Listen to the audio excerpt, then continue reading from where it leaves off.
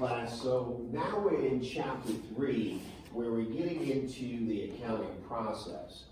In the earlier chapters, we took the time to really go into the financial statements. We talked about 3, potentially 4, and we'll get into the 4th one again, statements that are being issued out by a company. Those statements are basically in conformity with GAAP. Those statements are verified, and there is an opinion provided by an auditor. We talked about the 4 opinions that that auditor can render once that auditor has reviewed those 4 potential statements. So now we're getting behind the scenes. What happens before we issue those statements? What happens before we promulgate and provide the general public with those statements?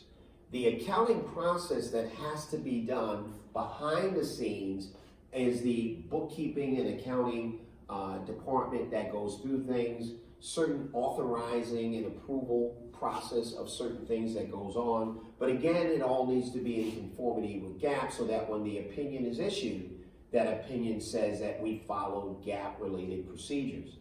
That being done and that being said, we now can get into the accounting process. What happens behind the scenes that forces the mechanics of issuing those statements that we provided, that we talked about. Just to review very quickly of those statements, we have the statement of financial position, which is also the balance sheet. We have the statement of activity, which is also known as the income statement. We have the cash flow statement, and then we also introduced more recently in chapter 2, the statement of retained earnings. As you know, the statement of retained earnings takes that information from the income statement, that net income, and updates it into the retained earnings statement, which is on the statement of financial position, the balance sheet. Updates that so that the balance sheet will balance.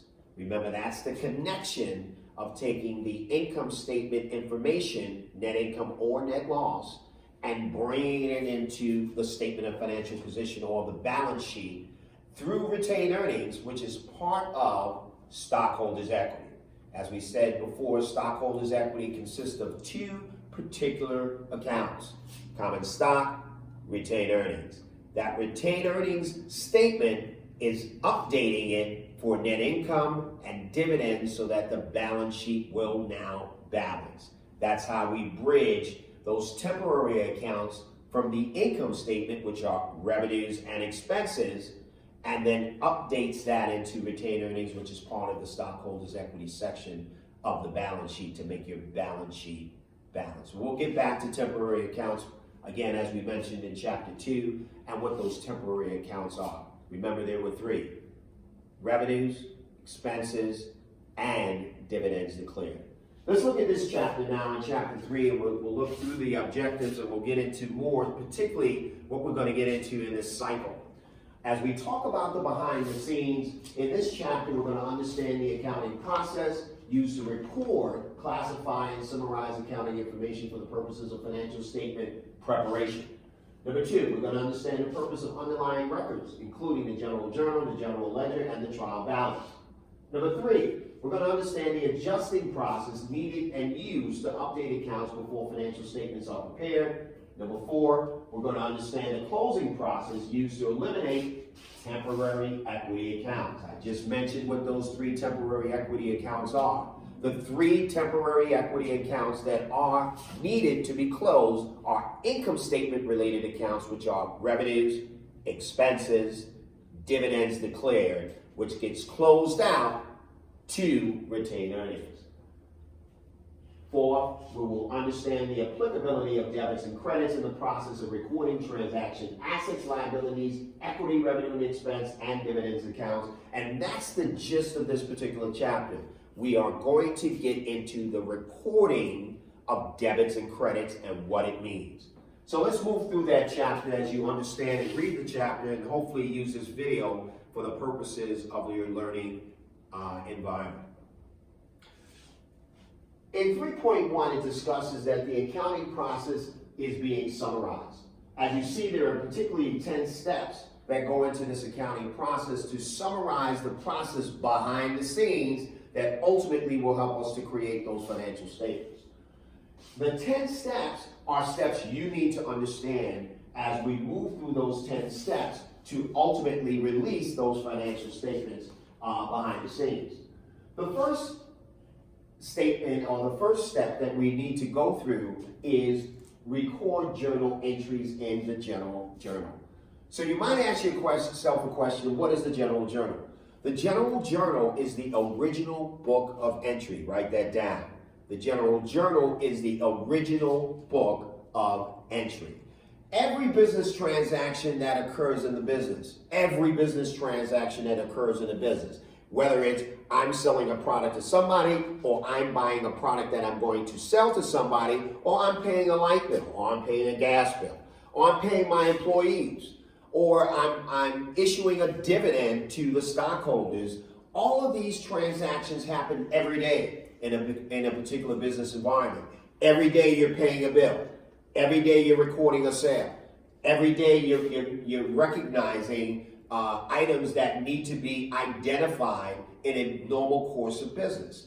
That being said, business transactions that occur in a business, whether I'm picking up a phone call to receive an order or I'm writing a check to pay a bill, those transactions have to be journalized.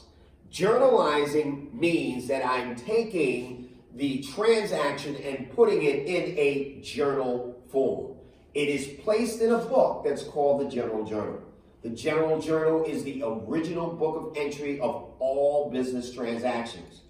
All business transactions that transpire, whether you're a Home Depot employee at the register, whether you're a Wegmans employee at the register, whether you're behind the scenes in Wegmans paying the light bill for the store as in general, or Best Buys paying the employees, those are called transactions. Those transactions are recorded in the General Journal. The General Journal is particularly important because everything that happens in the business has to be recorded. Where is it recorded? In the General Journal. That's why it's the original book of entry. We go from the General Journal to take the information that is recorded in the journal and we post it, underscore that word, post, P-O-S-T. We post the information from the General Journal to what's called the General Ledger. The General Ledger is the house or the home of all accounts. Every account imaginable is listed in the General Ledger. So if you talk about cash, cash will find its home in the General Ledger. Accounts receivable, its home is in the General Ledger. Equipment, its home is in the General Ledger. Land, its home is in the General Ledger. Revenues, its home is in the General Ledger. Expenses, whether it's light expense, cell phone expense, telephone expense, gas expense, delivery expense.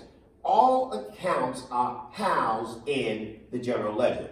Don't confuse the General Ledger with the General Journal. The General Journal records a transaction of events. It involves accounts, but then the accounts that are recorded in the journal are then posted, i.e. updated, in the ledger accounts. So the ledger accounts record the events of the journal. The ledger accounts record the events of the General Journal. And then we'll get into what's called the unadjusted trial balance. The first word in the unadjusted trial balance is the word unadjusted. What is a trial balance? A trial balance is a listing of every account from the ledger and its respective ending account balance.